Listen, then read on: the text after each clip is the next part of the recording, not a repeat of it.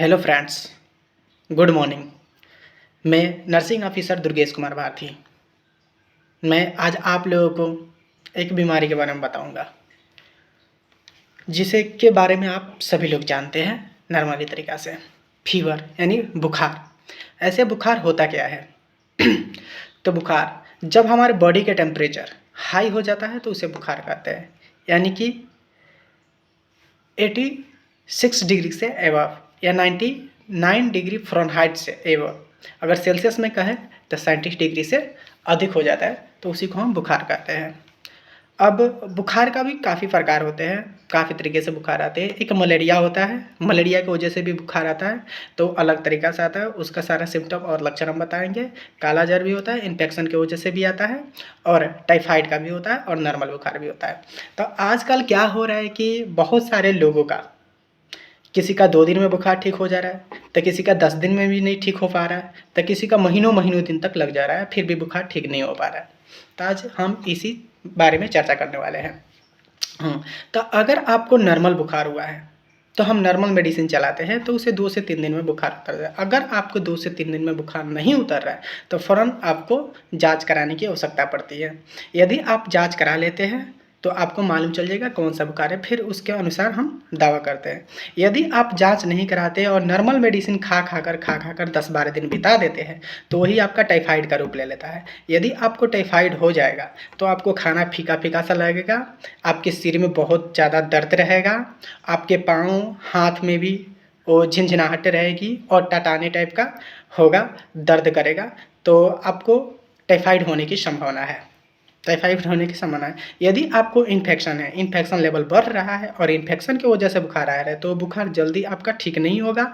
और आपका जब भी बुखार आएगा तो शरीर में ज़्यादा शिवरिंग यानी कि ज़्यादा कँपकपाहट, नहीं तो ज़्यादा टेम्परेचर यानी कि शरीर ज़्यादा धिक जाएगा, शरीर ज़्यादा गर्म हो जाएगा, तो आपके इन्फेक्शन की वजह से आ रहा है। इसमें सर में बहुत ज़्यादा दर्द रहता है अगर इन्फेक्शन की वजह से बुखार आता है, और नॉर्मल बुखार नहीं आता है, और नॉर्मल मेडिसिन चलाने से भी बुखार वो ठीक नहीं होगा। तो इसलिए आपको सीबीसी कराना ज़रूरी होता है, ताकि पता चल सके कि आपको मतलब इन्फेक्शन की वजह से बुखार आ रहा है, ताकि डॉक्टर उसके अनुसार दवा चला सके। यदि आपको उल्टी आ रहा है, या गैस बना रहा है, या काँप के ज़्यादा कँपकपी के साथ बुखार आ रहा है, या आपको मतलब ज़्यादा कमज़ोरी महसूस हो रहा है, तो आपको मलेरिया होने की संभावना है। तो उस समय आप मलेरिया और डेंगू एंटीजन टेस्ट कराएँ, जिससे हमें पता लग जाए कि आपको मतलब कौन सी टाइप की बुखार है।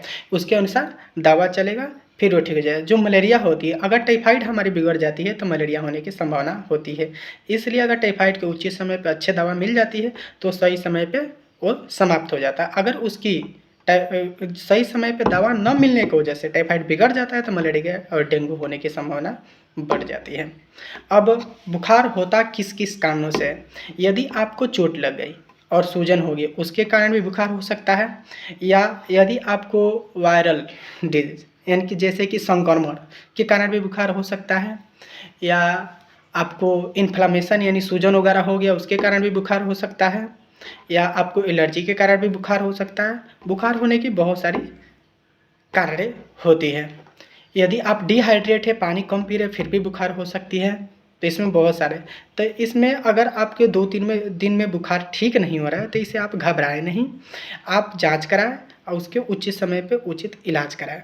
ऐसे हर बॉडी की इम्यूनिटी सिस्टम अलग अलग होती है, और अलग अलग बुखार आने की संभावना भी रहती है। किसी में कंटिन्यूअस बुखार रहती है, किसी में 24 घंटे में 2 बार बुखार आएगी, किसी का सुबह और शाम बुखार आएगी, तो किसी को 24 घंटे में 1 बार बुखार आती है। तो ऐसा होता है, इसलिए जांच करा के इलाज कराना आपको उचित होगा। जय श्री राम दोस्तों।